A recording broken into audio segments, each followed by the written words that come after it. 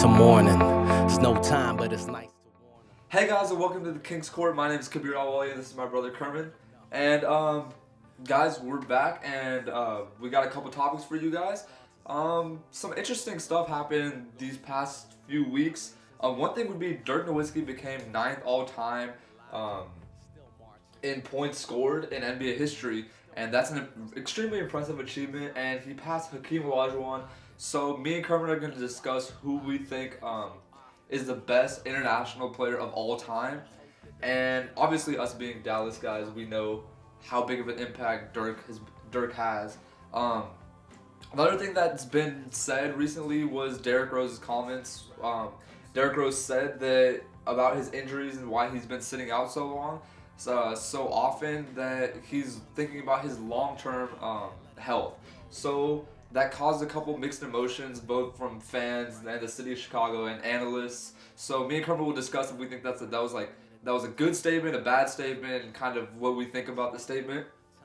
Our sneak of the week right here are the Lance Mountain Retro ones, and they're a really nice shoe, extremely interesting conceptual shoe. So we'll go over that for you guys, and of course we'll always hit you guys with our upcoming releases. So all that's coming up, and hope you guys enjoy. So guys, like I said, Dirk Nowitzki, the hometown hero of Dallas, here in Dallas, recently passed Hakeem Olajuwon to earn the 9th spot all-time in points scored over his career. So Kermit, I'm going to ask you, who do you think is the best player, the best international player in NBA history? Obviously, there's a lot, so who's the best? So Kabir, it's an interesting question whenever you ask me that, and for me personally, it comes down to one of three people, and it's a very difficult decision to make. I think those three people are essentially Dirk Nowitzki, Hakeem Olajuwon, and Tim Duncan. Now all three of them have their own reasons why they should be placed as the best foreign player of all time. I think Dirk, he's the best scoring foreign player of all time, which is obviously evident by him recently just passing Hakeem Olajuwon. And Tim Duncan has his own merits. He's four-time NBA champion, and I think he'd be considered the best power forward of all time, even though he's still in the game. I think he's already earned that title for himself. But I still think that Hakeem Olajuwon is the best foreign player out of the trio. And I have my reasons why. And, I particularly believe this because Hakeem Olajuwon kind of revolutionized what it means to be a big man.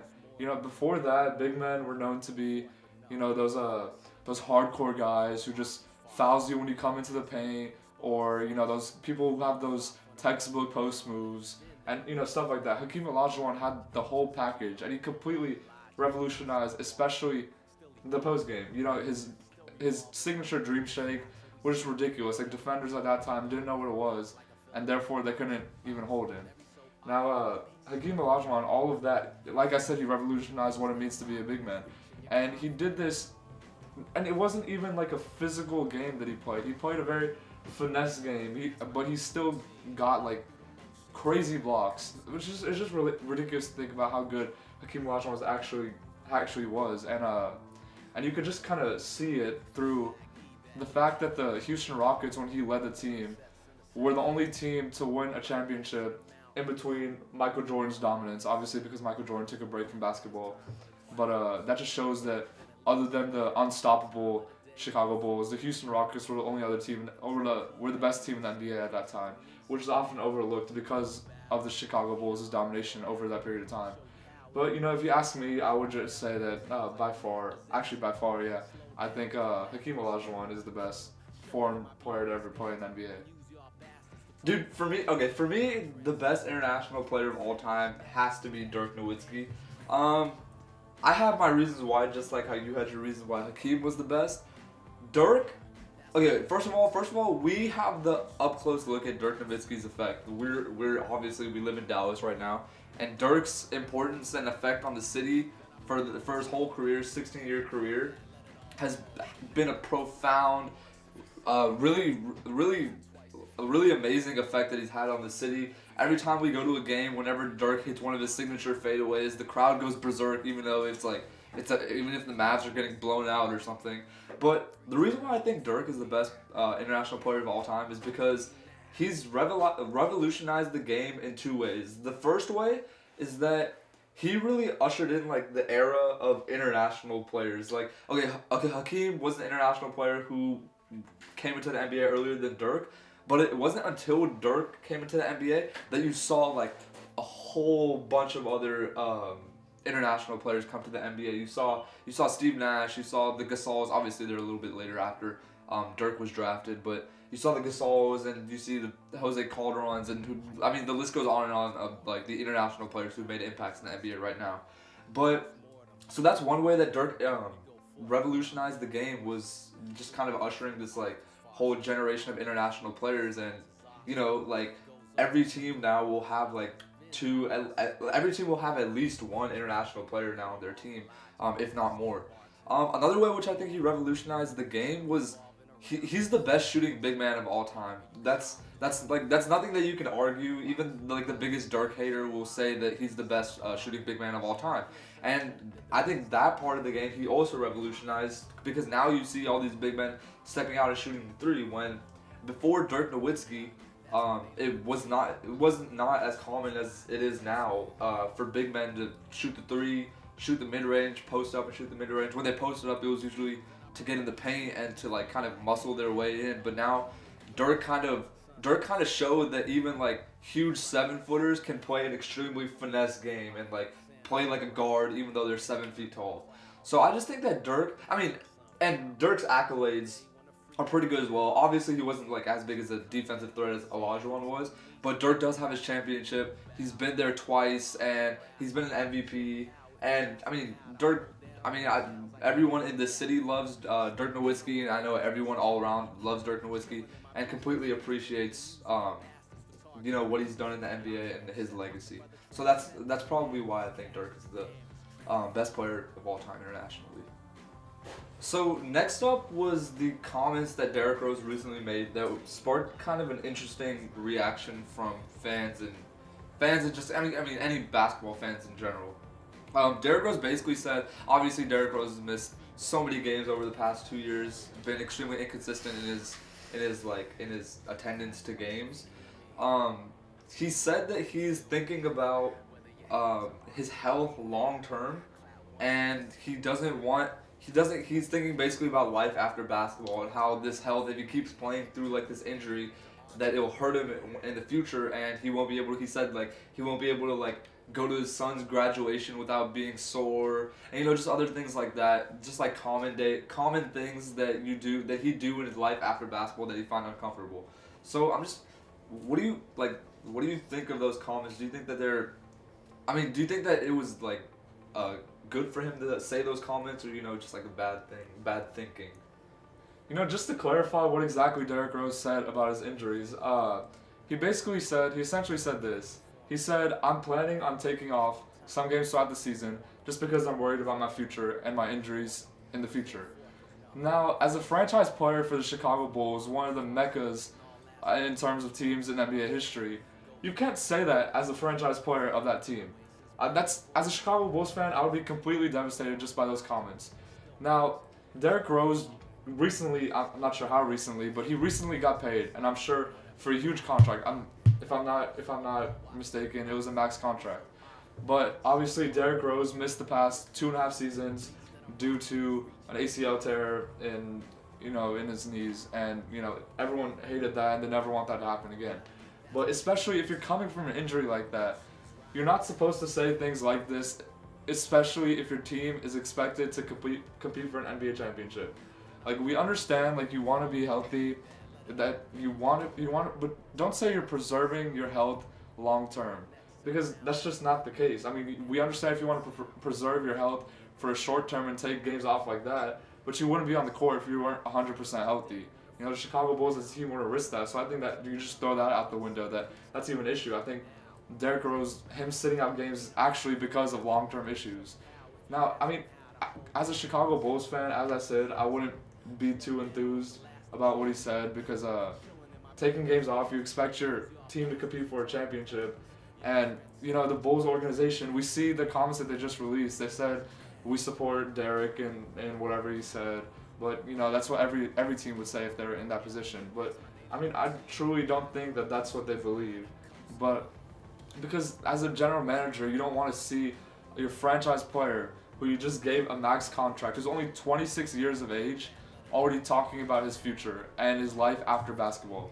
You want him to remain focused about what's at hand right now, which is actually competing for a championship for the Bulls right now, and not focus on injuries unless you must sit a game out because you can't walk. Like, Derrick Rose has to stay focused on what his team's goals are, not on what life is after basketball. And for that, I just think that those comments are completely out of place at this point in time. You know, Kermit, I think I'd have to agree with you fully on that. If I was a Chicago Bulls fan, like you said, I'd be completely frustrated with what Derrick Rose said, because it's kind of like he's, letting down his city. He's kind of saying that, like you said, he's only 26 years of age, and the fact that he's thinking about life after basketball already, obviously he's had all his health concerns, but I mean, just the fact that he's thinking about life after basketball already is the wrong attitude. It's simply the wrong attitude to have for a Bulls team who I picked to go to the championship this year. Obviously, him saying that just kind of conveys a more unmotivated attitude and like a more passive attitude from Derrick Rose, and obviously that'll kind of lessen my expectations of the Chicago Bulls this year and their ultimate goal. Now that I hear that Derrick Rose isn't making it a priority to play every single game because he's thinking about life after basketball. I was watching ESPN First Take the other day, and they actually, Stephen A. Smith and Skip Bayless actually made extremely plausible remarks about this. I mean, tearing your ACL. Okay, let's get this straight. Derrick Rose's ACLs are fine. Like, his ACL muscle, it's repaired now. He missed 2 years for a reason. They're repaired now. His only worry right now are his ankles. He had ankle issues last season, and he's had them this season so far.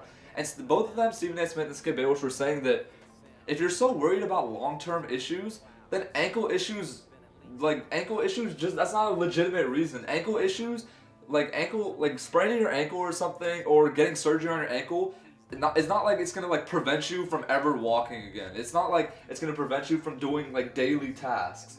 I mean, you just get surgery on it, and then you're fine. You get surgery on it, and there's some like recovery time. It's not like it's just like not like you're in a wheelchair forever, and it's not like you can't walk. I mean, what they said was extremely accurate, because Derrick Rose is saying that he's worried about like what his life is going to be like after basketball, and we won't be able to do stuff like watching his son graduate without being sore. Like, if you have ankle issues like you do right now, that's going to affect like the extent to how much or how hard you like at what level you can play basketball, but it's not going to affect like at what level you can perform daily tasks like go to your son's graduation. So I just think that this kind of remarks from Derrick Rose were completely unneeded. They were kind of at the wrong time, considering that he's like coming into the season, everyone was so optimistic that Derrick Rose is fully healthy, and then he got injured again, so Chicago Bulls fans are already disappointed, and now he says this, so they're even more disappointed. So I just think that these statements were uncalled for at this time, and I'm kind of disappointed in Derrick Rose, and because of that, I feel less obligated to pick the Chicago Bulls to go to the championship because of that attitude surrounding them. They're still a good team, but I mean, just because of that attitude, I don't know. I don't see Derrick Rose as having that, that same passion that he always used to have. So, yeah. So as always, we got the upcoming releases that you guys should look out for, and just like the sneaker news that's been coming out. So, Carmen, can you share some of the releases to look out for? Yeah, so some upcoming releases include the Jordan Retro 4 Lab 1s, which are releasing on December 1st for a price of $185. Following that are the Jordan Fragment Design 1s, which are releasing for a price of $165 on December 27th. And which is kind of interesting, Jordan's 30th anniversary, they're releasing the Laser 1s and the Laser Retro 4s. For the price is still to be decided, but those are releasing on February 7th of 2015. Just to kind of provide a little like feedback on those shoes, the 4 Lab 1s, obviously they started with the 3 Lab 5s, and then they had the 5 Lab 3s. 4 Lab 1s are basically the silhouette of the 1s, and then it has the net that all the 4s have. And the fragment designs are pretty much like if you guys have seen like the black toe 1s, it's pretty much replacing the red on the black toe 1s with royal blue, which are basically the fragment designs. And I like those shoes a lot. Now, as for the laser ones and the laser 4s, the laser 4s aren't the same as the 4s that have been released before. They're all white and they have like the laser etching, and then the ones follow the same deal where they're all white and they have that laser etching, and both of them actually have like the translucent clear soles. So all these shoes that you just shared are really nice shoes that everyone should be kind of excited about and looking forward to. So yeah. Alright guys, now to cap off the show, like always, we have a new sneaker of the week for you guys. And right here, they're the Lance Mountain Retro 1 SBs. They're a collaboration with Nike SB and Jordan on the Retro 1s. And a skateboarder named Lance Mountain. Now a quick background on the shoe is Lance Mountain is a legendary skateboarder. And the whole concept of the shoe is to kind of, a lot of people that skateboard, obviously when you skateboard, your shoes are going to get destroyed, right? And your shoes, the paint is going to get chipped off, and, you know, your shoes just going to look ugly by a couple weeks after you constantly skateboarding them. The point of these shoes is to make the shoe look better as it gets worse. So, I mean, I can explain that a little bit for you guys. The more that you wear the shoe, this white paint that's all over the shoe will come off, and it'll unveil a blue paint. So the shoe will transform from all white to all blue, and then this shoe right here, which I'll also review after this one, will go from all white to all red. So I think that's an extremely cool concept. These came out in two colorways, like originally black one and this white one, and I think the white ones are better, but that's just my opinion. I think it's really cool. Another reason why I think they're cool is that it's a collaboration with like my two favorite sides of the brand, Jordan, the Retro 1s, and just Nike SB in general. I'm a really big fan of Dunks and SBs and just everything that SB does. So I'll review the shoe for you guys. I'll get onto the review. The shoe is completely leather around the whole entire shoe. It's complete white leather. The shoe is actually in all its kind of blandness and originalness. It's a really nice shoe. You have like some blue accents which you can't really see like when you're far away, but you can see them when you're up close, and that kind of hints to like you can tell with like after you scratch it off like what color it will be. The toe box right here, it already has some creases because the leather is actually pretty high quality. So obviously high quality leather will crease a little bit faster. So that's the toe right there. Obviously the whole silhouette is just like the normal ones. The laces are just straight up black laces, and the tongue, the tongue right here says Nike SB in blue, also indicating that this is like the blue shoe. One part that I missed over here, you also have that iconic, the wing alternate Jordan logo up here, which is consistent with all the ones. And we go to the other side of the shoe, exact same thing, nothing really different about the shoe. It's just your standard ones, except in a different colorway. Midsole, normal white. The back, actually, if you look right here, you can see that there's been a little bit of like the chip, so you can see the blue color under. The back, normal. The sole is straight up blue, and on the other one it's straight up red. I'll get to the other ones right now. But first, the insole of this shoe says paint shoes, and actually that doesn't really make sense if you hear it words when it's just paint shoes, but if you look at the other shoes, then it'll kind of make more sense. Going on to the other shoe now. Other shoe is exact same concept, except instead of like the blue accents, they're red accents around the whole shoe. The lining is kind of red. Same with the toe. Same with the interior. Laces black. Tongue, this time it says Nike SB in red. And the tongue is also just straight up mesh, like with all ones. And back is the same as well. On the insole of this shoe, it says not walls. So this one says paint shoes, this one says not walls. So I guess this is basically referring to, just stopping graffiti or something. So soles on these, all red soles. And yeah, so those are the two shoes. I like them a lot. Unfortunately, I mean, I want to be the type of person who kind of, okay, I've seen a lot of people who have worn the shoes and like manually like kind of uncovered the shoes. They've gotten like coins or whatever and kind of scraped off the paint so they can see the colors under. I'm not like that. I kind of want to see them progress and just kind of get better, in my opinion. Like, I want to see that happen in front of my eyes. So I don't have like what it looks like for you guys when this white paint is taken off, but you can imagine that it'd be really nice. One cool thing that people do is that they etch like art onto it, which is a really cool thing that people do. I like the shoe. It's a fantastic shoe overall, and yeah, it's a beautiful shoe. It's a nice concept, and I mean, I hope you guys like them too. Thank you guys so much for watching, and as always, be sure to follow us on Twitter and subscribe to our videos on YouTube. And guys, like always, please join us next week for our next video. Thank you for joining us today. We'll see you later. One slow, feedback, need that, let it all go. Now, clap once if you see me. Clap twice if you hear me. 3 times if you feel me. Whether your hands are artillery now. Clap once if you see me. Clap twice if you hear me. 3 times if you feel me.